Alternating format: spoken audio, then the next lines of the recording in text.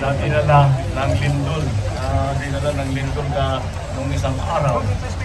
At ang pinakamalaking damage na dinala ng lindol ay infrastructure damage, mga building. Tapos yung mga guys sa hospital, tingnan ninyo itong City Hall. Ganyan talaga ang naging effect. Kaya nahirapan kami ng kaunti dahil wala kaming pagpupuntahan, wala kaming paglalagyan ng mga na-displaced na pamilya dahil hindi tayo nakakasiguro sa mga evacuation center. Kaya ang pinag-usapan namin, ang desisyon namin, ang gagawin natin, kukuha tayo ng mga tent na malalaki at itatayo natin, kagaya ng sinabi ko sa ating mga LGU executive. Ito yung mga tent ng Red Cross na ginamit ng COVID. At ito ay mabilis itayo at kahit umulan, hindi problema. Kaya yun ang dadalhin namin dito sa ngayon. And we will then, kung saan nilalagay yung gagawa ng tent city, kung tawagin, ay lalagyan din natin ng siyempre lahat ng facilities. Titiyakin natin ang may food supply, may water supply, may kuryente, kung kailangan mag-genset, ano man ang pangangailangan ng tao, ay titiyakin natin na meron.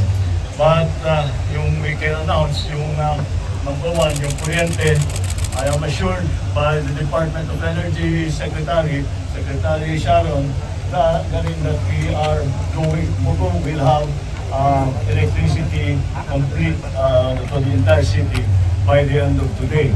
Bukod pa doon, yung dinaanan namin hospital na nasa labas pa lahat ng pasyente, ang DPWH nakapagpadala na ng mga engineer, tinignan yung hospital at ngayon, clean na nila, safe na yung hospital, pwedeng ibalik sa loob ang mga pasyente na.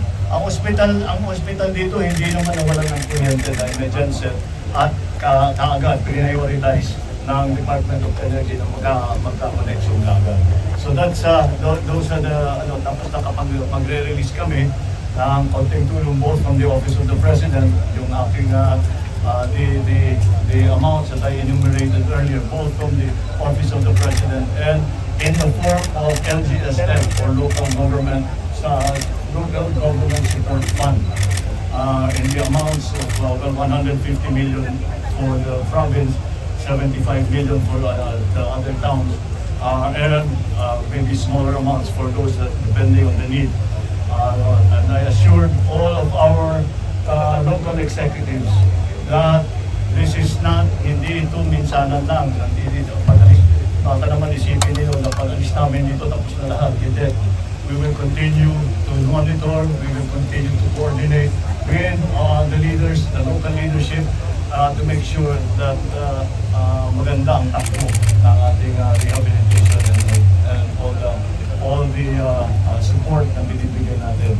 We are providing, I don't think, siguro hindi ko na kailangan ulitin, pero again, we are providing for all of those who have been displaced, lalo na yung mga nawalan ng bahay, binibigyan natin ng 10,000 na cash assistance, at least sa umpisa, kung kailangan pa nila, baka maulit, titignan natin kung paano ng takbo ng ating recovery. I would like to assure everybody na hindi tayo, basics lang muna, hindi tayo mauubusan ng pagkain, hindi tayo mauubusan ng tubig para sa ating mga naging biktima. Minamadali na lang natin ang kanilang magiging kung saan sila para naman may masilungan sila. Hindi sila na, dahil marami, tama rin naman, natatakot na bumalik sa building. So mas gusto nila dito sila sa labas. So yun ang susundan natin. Yun ang kanilang kagustuhan, yun ang ating susundan. So that's why the proposal is the tent city. So this ongoing recovery program will continue until we are satisfied na lahat ng naapektuhan ay nabigyan na ng mapasap, may kinakain na, may tinutulugan na, yung mga commercial enterprise ay tumatakbo na. That's the important.